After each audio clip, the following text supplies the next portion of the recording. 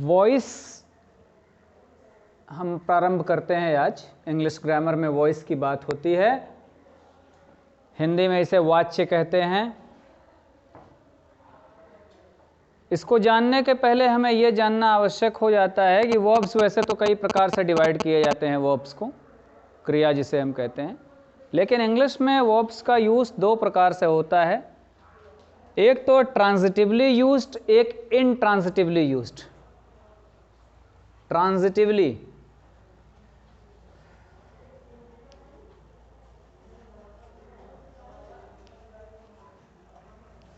और इसी के आगे लग जाएगा इनट्रांजिटिवली।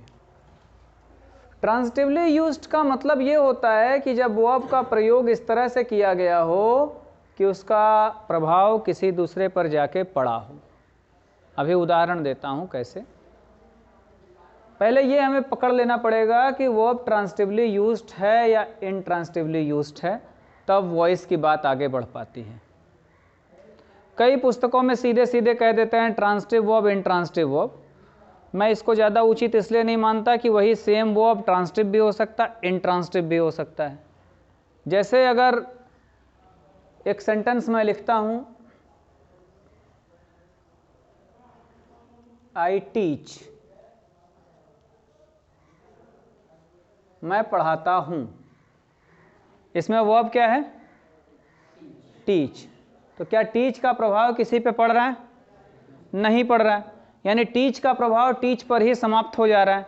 तो ये इनट्रांजिटिवली यूज्ड है ये वर्ब, यानी इस वर्ब का प्रभाव आगे जाकर किसी और पर नहीं पड़ रहा है, इसीलिए ये इनट्रांजिटिवली यूज्ड है।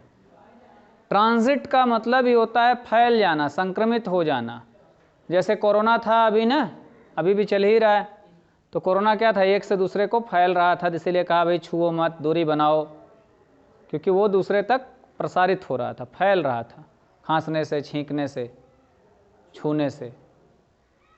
तो ये कहीं फैल नहीं रहा, इसका प्रसार नहीं हो रहा, यहीं समाप्त हो रहा है। इसी सेंटेंस को मैं दूसरे प्रकार से लिखता हूं, इसी वर्ब को देखो, आई टीच यू, मैं आप लोगों को पढ़ाता हूं या तुम लोगों को पढ़ाता हूं। अब भी वर्ब यही है। अब इस वर्ब का प्रभाव किसी पे पड़ रहा है? किस पे पड़ रहा है? यू पर पड़ रहा है। तो यानी ये वर्ब ट्रांजिटिवली यूज्ड है, ये ट्रांजिट कर रहा है, इसका असर यहां तक आ रहा है। तो व्हाट, हुम, ये सारे क्वेश्चन हम करते हैं तो उसका उत्तर मिलता है कि किस पे प्रभाव पड़ता है। तो आई टीच यू, तो व्हाट से तो व्हाट आई टीच आंसर नहीं मिला, लेकिन होम आई टीच तो उसका आंसर मिला यू। तो इसका प्रभाव इस पे पड़ रहा है, तो ये इस वर्ब का ऑब्जेक्ट हुआ। ठीक है ना? इसीलिए ये वर्ब ट्रांजिटिवली यूज्ड है। इसी सेंटेंस को, इसी वर्ब को लेकर थोड़ा सा और परिवर्तन कर देता हूं इसी उदाहरण में, आई टीच यू इंग्लिश कर देता हूं, थोड़ा सा और बढ़ा दिया, आई टीच यू इंग्लिश। अब इसका प्रभाव किस पे पड़ रहा है? टीच का इंग्लिश पे पड़ रहा है, इस पे नहीं पड़ रहा है, दोनों पे पड़ने लगा। अब दोनों पर प्रभाव पड़ने लगा, इस पर तो पड़ ही रहा था, इस पर भी पड़ने लगा। ये तो बड़ी समस्या हो गई भाई, दोनों पर प्रभाव पड़ गया, यानी अब इसके दो दो ऑब्जेक्ट हो गए। यहां एक भी नहीं था, यहां एक था, फिर दो दो मैंने बना दिए, दो दो ऑब्जेक्ट हो गए। तो दो ऑब्जेक्ट हो गए, तो अब दोनों का नाम भी रखना पड़ेगा भाई।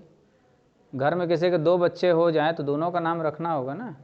अभी देखो यहाँ एक और बच्चे इसके नहीं थे, अकेले था, अब इसके पहले एक बच्चे, फिर दो बच्चे हो गए।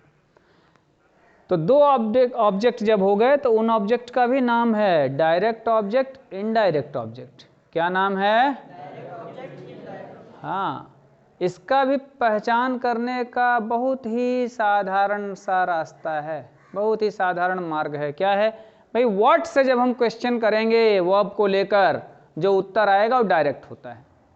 जैसे व्हाट आई टीच इंग्लिश, तो ये तुम्हारा है डायरेक्ट ऑब्जेक्ट, मैंने शॉर्ट में लिखा डी ओ, यानी डायरेक्ट ऑब्जेक्ट।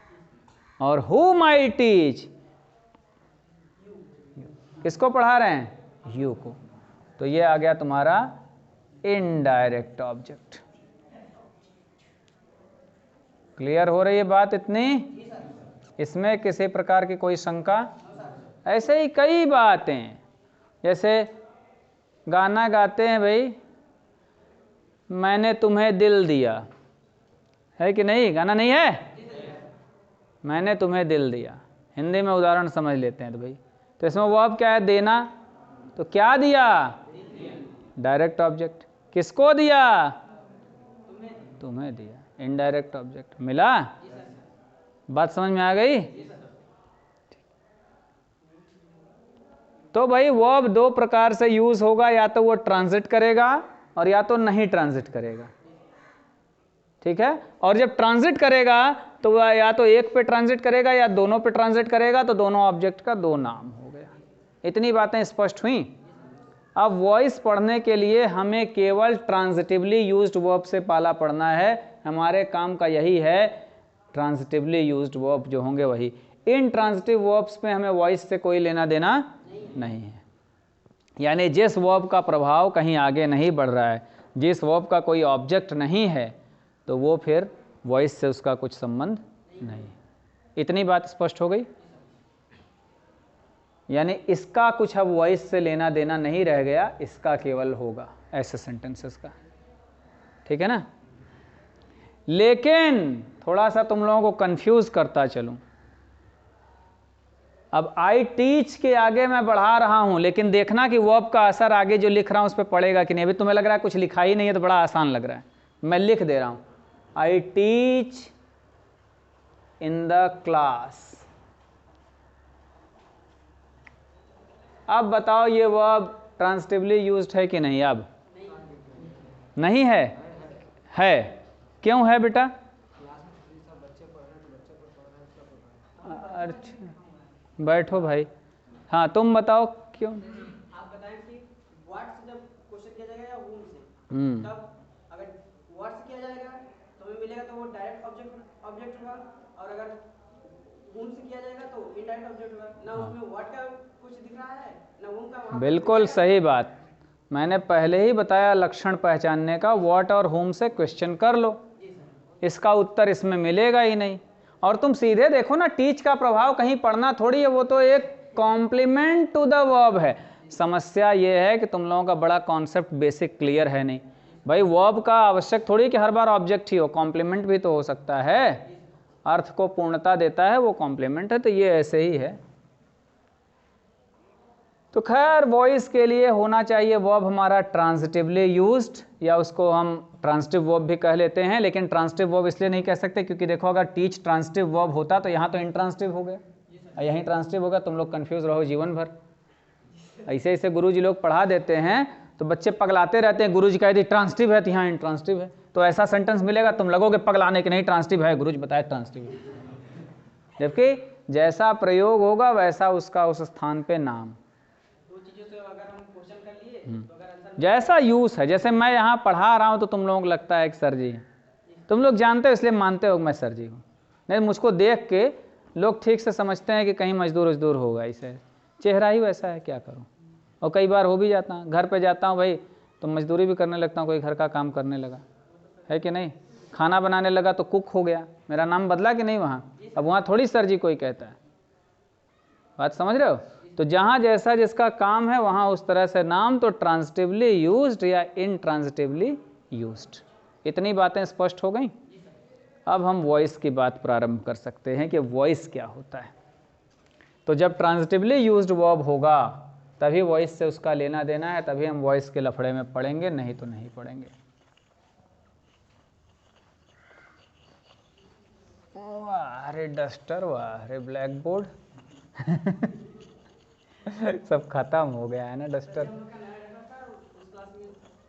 चलो कोई बात नहीं, काम चल रहा है कपड़े उपड़े से भी। जैसे अब जब वर्ब होता है कोई भी तो उसका एक डूअर होता है। डूअर यानी करने वाला, जो उस कार्य को करता है ना, एक्शन वर्ब होगा ना। जैसे आई टीच तो उसका डूअर कौन था? आई था, ठीक है ना। बात समझ में आ रही है कि नहीं? उसका एक डूअर होता है। तो कुछ बातें ऐसी होती हैं जिसमें डूअर बड़ा इंपॉर्टेंट होता है, महत्वपूर्ण होता है। जैसे आई टीच इंग्लिश, तो इसमें लग रहा है कि आई बड़ा इंपॉर्टेंट है, तो आई को बड़ा महत्व मिल रहा है, इसलिए आई तो पहले आ रहा है भाई, इंपॉर्टेंट है, तो इसीलिए ये एक्टिव है। जो डूअर है वो एक्टिव है, इसीलिए वो एक्टिव वॉइस में है। ठीक है, जैसे माँ खाना बना रही है, तो यहाँ खाना बनाना बड़ा इंपॉर्टेंट नहीं है, बना कौन रहा ये इंपॉर्टेंट हो गया, माँ खाना बना रही, ऐसे सेंटेंस में। बात समझ में आ रही है कि नहीं? जैसे माँ खाना बना रही, तो ऐसा लग रहा है खाना बड़ा इंपॉर्टेंट नहीं है, माँ इंपॉर्टेंट अधिक है, तो माँ डूअर इंपॉर्टेंट है, इसीलिए सेंटेंस एक्टिव वॉइस में है। मैं हिंदी में एग्जाम्पल समझा रहा हूँ, इसको समझ लो। क्यों बोर्ड पेपर में या एग्जाम में या परीक्षा में या जीवन में या क्यों पढ़ाया जाता है वॉइस? इसलिए थोड़ी केवल एक्टिव वॉइस पैसिव वॉइस तुम बदल लिए जान गए ना, उसकी उपयोगिता क्या है, यूज़ क्या है, यूज़ कोई नहीं बताता, जल्दी किसी बुक में नहीं मिलती। तुम लोग पगलाते रहते हो कि पढ़ाए क्यों इतना देश भर का बवाल, हमारे दैनिक जीवन में उपयोग क्या है? उपयोगिता बहुत है, अभी बता रहा हूँ कैसे उपयोगिता है। हम अपने दैनिक जीवन में ढेर सारे पैसिव सेंटेंसेस भी बोलते हैं, जैसे खाना बन गया है, खाना बन गया है, अब ये पैसिव है, इसमें केवल खाना इंपॉर्टेंट था, खाने का बनना, बनाने वाला इंपॉर्टेंट नहीं, पैसिव हो गया तुरंत। बात समझ में आ रही कि नहीं? जैसे अगर तुम घर में आए, पिताजी तुम्हारे घर में आए, मान लो तुम्हारी दीदी भी है माँ भी है, दोनों है, अगर उन्होंने ये क्वेश्चन पूछा कि माँ ने खाना बना दिया, तो इसका मतलब कि माँ ज़्यादा इंपॉर्टेंट थी। नहीं तो सीधे पूछें खाना बन गया, तो उनको बनाने वाले से कोई मतलब नहीं रहता, तभी नहीं कहते हैं खाना बन गया। तो खाना इंपॉर्टेंट है, खाना बनने वाला काम। हम दैनिक जीवन में ऐसे ढेर सारे काम करते हैं, ढेर सारे शब्द ऐसे बोलते हैं, वाक्य ऐसे बोलते हैं जो पैसिव में होते हैं। जैसे हम बोलते हैं चोरी हो गई, जाते हैं थाने पे, दरोगा बाबू चोरी हो गई, तो चोरी का होना इंपॉर्टेंट था, किसने चुराया ये इंपॉर्टेंट नहीं था, पैसिव वॉइस। देखो मैं उपयोग बता रहा हूँ। गाड़ी पंचर हो गई, अब पंचर करने वाला इंपॉर्टेंट नहीं था, पंचर होना इंपॉर्टेंट। मैं फेल हो गया, अब सल्फास खाऊंगा। हंस रहे हो तुम लोग? अच्छा नहीं खाओगे। हाँ, पहले बच्चे बहुत ऐसा कर लेते थे, वो बड़ा बुरा था, बेचारे जीवन से हार जाते थे। हार नहीं मानना चाहिए जीवन से। हालांकि यार आत्महत्या करना ही बड़े साहस का काम है। मुझको नहीं हो पाते, इतना साहस नहीं हो पाता सभी। खैर, तो जैसे मैं फेल हो गया, तो फेल होना इंपॉर्टेंट है, फेल कौन किया ये इंपॉर्टेंट नहीं था। और अगर ऐसे कह दिए कि अनिल सर जी हमको फेल कर दिए, तो यहाँ फेल करना इंपॉर्टेंट नहीं था, अनिल सर जी ज़्यादा इंपॉर्टेंट है। बाबू को लिया कि उनको पिटवाना है, हैं? रोते रोते गए घर, अपने मम्मी पापा कहे अनिल सर जी हमको फेल कर दिए, तो मतलब कहने का मतलब अनिल सर जी इंपॉर्टेंट है, चल के उनको कल लतियाइए, अब कॉलेज के बाहर उनको कहीं घेरिए। समझ में आ रहा है एक्टिव पैसिव का डिफरेंस कि नहीं समझ में आ रहा है? समझ में आ रहा है? मैंने ऑपरेशन करा लिया, तो ऑपरेशन कराना इंपॉर्टेंट था, ऑपरेशन करने वाला नहीं। और अगर वही कोई विशेष डॉक्टर होता तब ये कहते हैं ऐसे। जैसे कहते हैं कि राम ने रावण को मारा, तो राम इंपॉर्टेंट है, डूअर इंपॉर्टेंट है, इसलिए एक्टिव में। आज रामलीला में क्या हुआ भैया? अरे रावण मारा गया, तो रावण का मारा जाना यहाँ इंपॉर्टेंट हो गया, मारने वाला इंपॉर्टेंट नहीं रहा, पैसिव हो गया। अंतर समझ रहे हो कि नहीं? ये कॉन्सेप्ट समझ लो, यही कोई नहीं समझाएगा, नहीं किसी बुक में मिलेगा, जल्दी मिलेगा, अच्छी बुक्स में मिल जाएगा, लेकिन जल्दी मैंने किसी गुरुजी को आज तक ये समझाते नहीं देखा कि यूज़ क्या है, क्यों पढ़ते हैं दैनिक जीवन में, इसकी उपयोगिता क्या है। दोनों में डिफरेंस समझ में आ रहा है? ठीक है ना? जैसे मैंने कपड़े धोए, तो मैं इंपॉर्टेंट, मैंने कपड़े धोए, कपड़े धुल गए, तो बस धुलना इंपॉर्टेंट था, वो वर्ब इंपॉर्टेंट हो गया, है कि नहीं? जैसे दिल्ली में दंगाइयों ने आग लगा दी, अभी दंगा चल रहा है दिल्ली में, है? किसान आंदोलन की आड़ लेकर देश विरोधी तत्व दंगा फैला रहे हैं। दिल्ली में दंगाइयों ने आग लगा दी, तो आग लगाने वाला ज़्यादा इंपॉर्टेंट था, इसीलिए वहाँ दंगाइयों ऐसी हेडिंग बनी। और वही तुम दंगाइयों को बचाना चाहते हो तो उनको पैसिव कर दो, पैसिव करोगे तो क्या कहोगे? दिल्ली में आग लगा दी गई, दिल्ली जला दी गई, ऐसे डूअर को तुम पैसिव कर दे रहे हो। ठीक है ना? जैसे कहोगे अनिल सर ने इंग्लिश पढ़ाया, घर जाके अगर बता रहे हो तो इसका मतलब अनिल सर ज़्यादा इम्पोर्टेंट है। और अगर सर को ज़्यादा जोर नहीं देना है तो कहोगे आज इंग्लिश पढ़ाया गया, तो पढ़ाया जाना ज़्यादा इम्पोर्टेंट था। ये कॉन्सेप्ट आ गया। तो दो तरीके के वॉइस हो गए, एक हो गया एक्टिव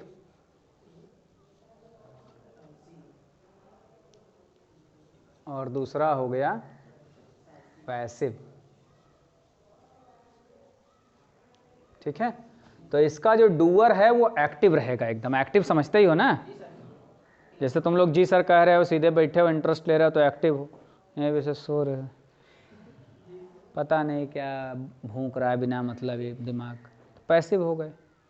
तो वही है एक्टिव और पैसिव। तो एक्टिव कब, जब डूअर का महत्व है तो एक्टिव, नहीं तो पैसिव। तो हमें बदलना यही रहता है।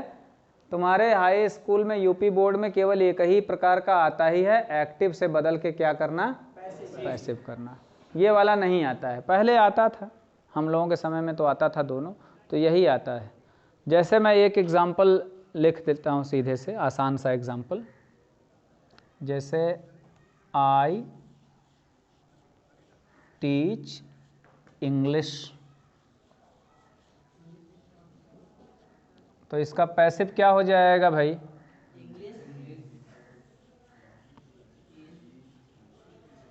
English is taught by